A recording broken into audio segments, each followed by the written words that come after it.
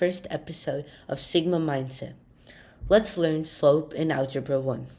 The slope of a line is a measure of its steepness.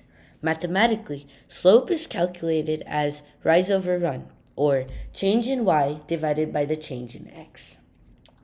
Over here, I have the formula of slope. M over here is the variable in which in maths we use to define or represent slope. So y2 minus y1 over x2 minus x1. y2 minus y1 being the change in y, divided by the x2 minus x1 being the change in x.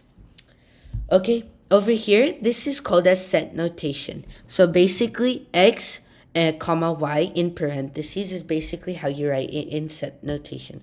So over here, as an example problem, I have a line, and the set notation for this line would be 0, 0, 4, comma 6.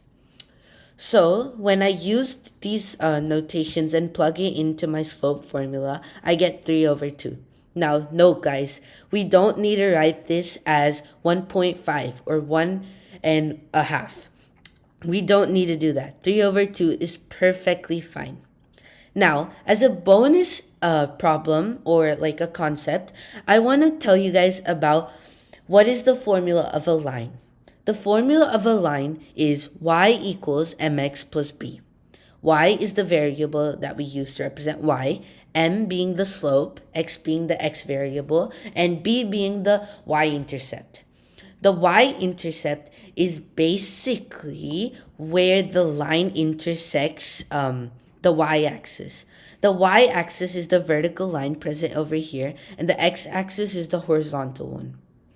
Yes.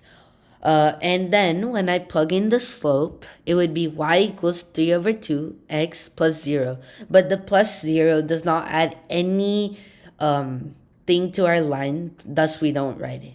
Thank you so much for watching, and please don't forget to subscribe, like, share, and comment. Thank you so much for watching.